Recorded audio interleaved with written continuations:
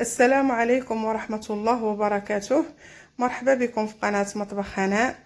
كنتمنى تكونوا بخير وعلى خير وفي صحة جيدة، وشكرا لكم بزاف على الدعم ديالكم، على التعليقات ديالكم اللي كتخليني دائما ندير الجديد ونكون معكم.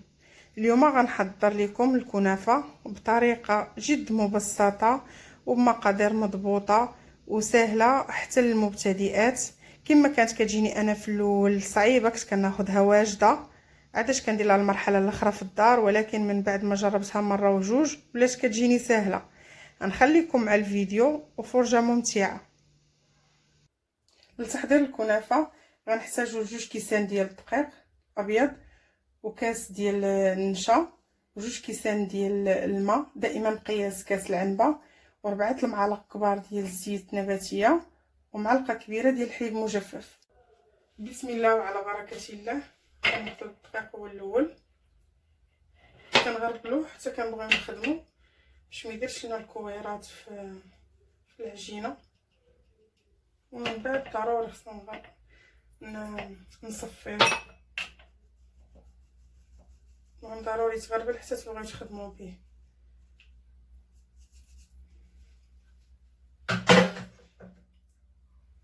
كنزيدو كاس ديال النشا،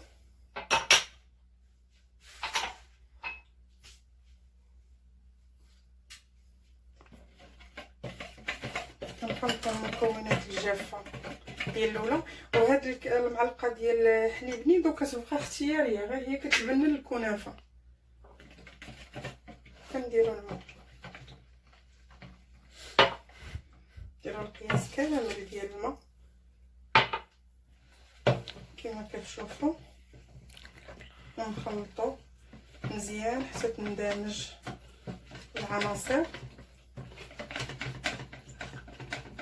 من بعد ما كما كتشوفوا خلطنا مزيان، كنخليو الزيت في المرحله الاخيره، 4 المعالق كبار ديال زيت المائده. كنعاودو ندمجو العناصر مزيان كما كتشوفوا. هي بحال هكا كتطلق الخيط ديالها صافي. انا هي دي مطربه مزيان وكتبان لي ما فيها لا كويرات لا والو لحقاش طالقه الخيط، ولكن غنصفيها باش نتاكد منها بانها ما غاديش تسد لي البوش اللي غنخدم به او القرعه باش غنخرجوا الخيوط ديال الكنافه. شوفوا اناء اخر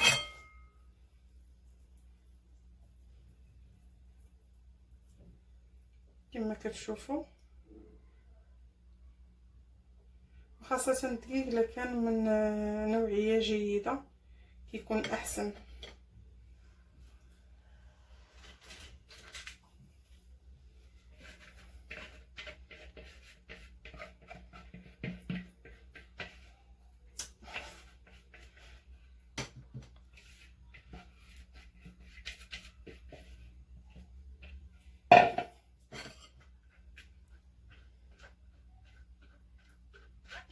تاكدوا الا كانت شي كويرات ديال الدقيق نسلوهم بحال هكا صافي. كنخليو هاد العجين ترتاح تقريبا ربع ساعه عاش كنبداو نطيبوه. من بعد ما ارتاحت لينا العجينه ربع ساعه ولا نص ساعه الا كان ممكن، عندنا 2 اختيارات باش نخدمو. يا اما بشي قرعه كنديرو فيها عده ثقب بالابره في خط متوازي باش يخرجوا الخيوط مقادين، او بالبوش. وانا كنفضل نخدم بالبوش كيجيني ساهل. كنعصبو البوش كنحطو فيه واحد الكميه ما تكونش بزاف باش نقدروا نتحكموا فيها ديال الكنافه، ديال العجين ديال الكنافه.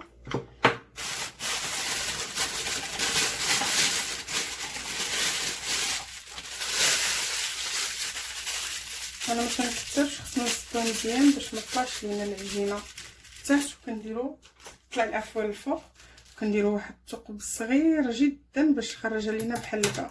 نتوما اللي كتحكموا في السمك ديال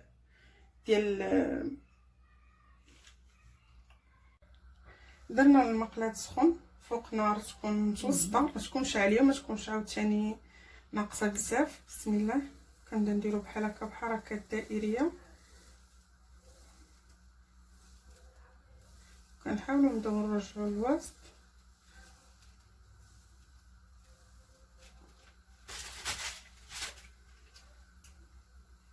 كتاخدش الوقت بزاف في الطياب كما كتشوفوا هي. كنديروها في شي منديل كنغطيوها باش ما تقصاحش وتولي يابسه. نعاود معكم واحده اخرى. بسم الله.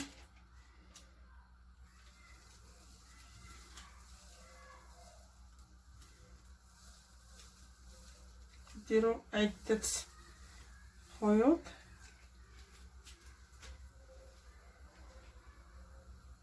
كما كتشوفوا. هاد الدغيا ما كنجي فين نحيد يديا حتى كما كتشوفوا راه ساهله بزاف. حتى انا في الاول ما كنتش كنزعم عليها، كنت كناخذها واجده من السوق، ولكن دابا وليت كنفضل نديرها في الدار. نعاود معكم واحده اخرى. لقاش الاولى ما كانش واضحه مزيان. كتبقاو ديروا خطوط عشوائيه دائريه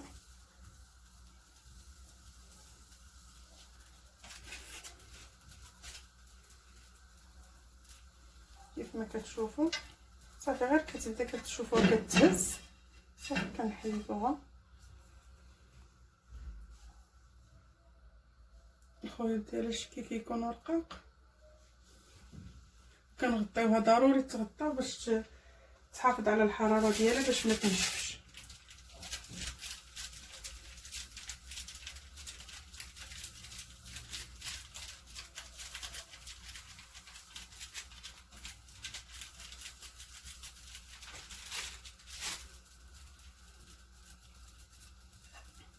كما كتشوفوا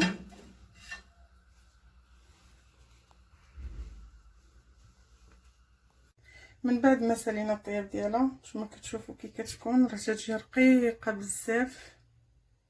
تقريبا كنحصلوا على 300 غرام. انا عبرتها عطاتني 300 غرام ديال الخيوط ديال الكنافه. دابا غندوزو للمرحله الثانيه.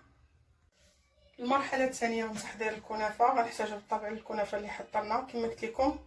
عطاتني 300 غرام ديال العجين، 100 غرام ديال الزبده الحيوانيه مذوبه، 2 معالق كبار ديال السكر كلاصي، وراس معلقه ديال القرفه، وراس معلقه صغيره ديال المسكه حره مدقوقه، شويه السكر، واحد الكميه من اللوز. انا درت 200 غرام.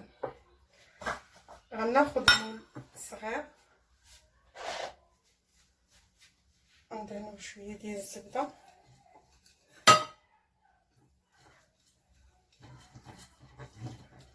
ونحطو جانبا. غنحاولوا الزبده نديرو غير الفوقاني التحتاني، كيكون بعض المرات فيه داك الحليب.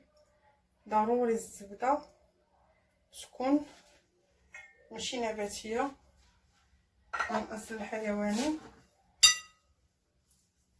وكنلبسوها للكنافه كامله. ضروري الزبده هي اللي كتخلي الكنافه تجي فيها واحد القرمشه. كنتاكدوا بان الزبده لبسناها للعجين كامله كما كتشوفوا. من بعد ما لبسنا الكنافه بالزبده مزيان غادي نزيدو داك السكر كلاصي. انا كنفضل ندير قل من 2 معالق كبار ديال السكر كلاصي، لان في الاخير غادي نسقيوها بالعسل ولا نديرو لها القطه. وكنعاودو ندوزو داك السكر كلاصي معاها وكنحطوها جانبا بين ما خلطنا المكونات ديال اللوز. اللوز عاده كيدار يا اما اللوز يا اما القشده، واللوز ما تيدار فيه حتى حاجه الا بغينا نضيفو ليه شويه السكر. ولكن انا بغيت هاد الكنافه يجي عندها واحد طابع مغربي، تجيب نكهه مغربيه. راس ديال معلقه صغيره ديال القرفه وشويه المسكه حاره مدقوقه مع السكر. دائما انا كناخذ واحد الكميه معقوله من النسكه الحاره، كندقها مع شويه السكر وكنخليها عندي في الدار. دائما فين ما كنحتاجها كنلقاها. غنخلط هاد المكونات وما غنديرش السكر في اللوز، غنبقى غير في القرفه والنسكه الحاره. انا العجين ديال الكنافه حلوه مازال غتسقى بالعسل.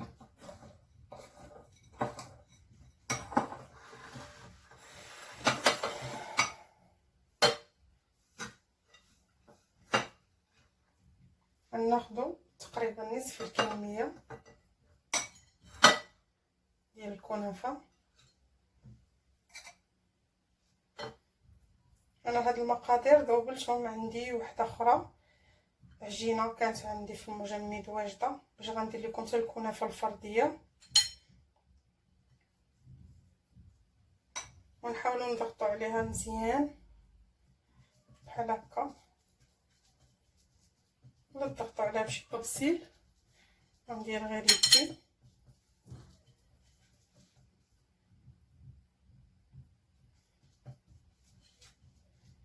بحال كتكرسوها. غناخذ واحد الكميه من اللوز، شوف واضح لكم.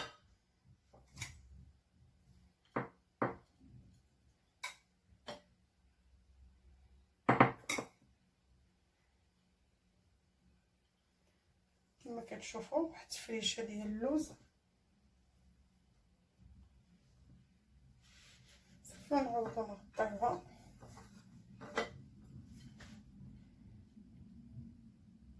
بالعجين المتبقيه.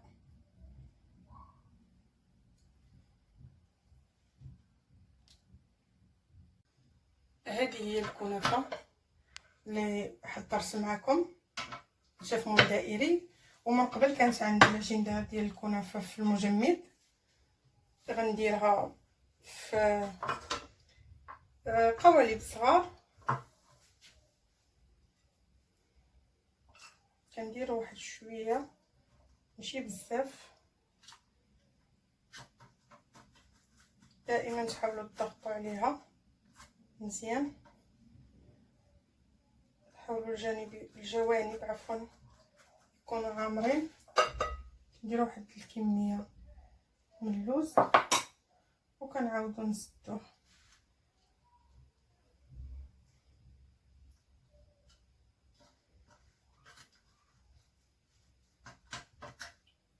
كنضغطوا عليها مزيان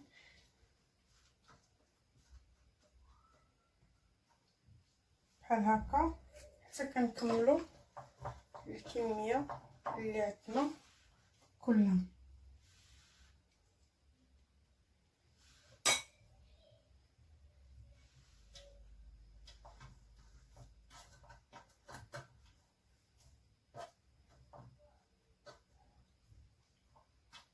بحال هكا حتى تكملوا الكميه كامله.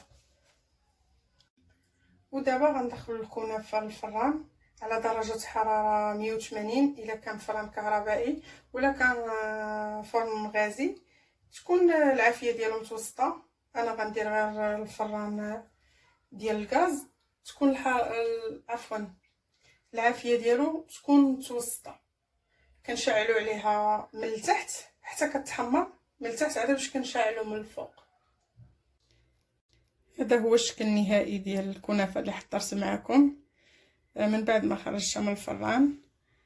سقيتها بشويه ديال العسل وماء الزهر وزينتها باللوز. الزين كيبقى حسب الاختيار وحسب المتوفر في الدار. كتجي زوينه بزاف ومقرمشه. سر القرمشه اللي فيها كما قلت لكم هي خصها كلها تلبس بالزبده. انا في الاول كانت كتجيني الكنافه صعيبه، ولكن ملي جربتها مره وجوج صافي ولات كتجيني سهله. كنتمنى نتوما تجربوها وتولي تجيكم سهله. كنتمنى تبارطاجيوها مع الاهل والاحباب، وما تنساونيش من الدعم ديالكم بالاشتراك وبلايك.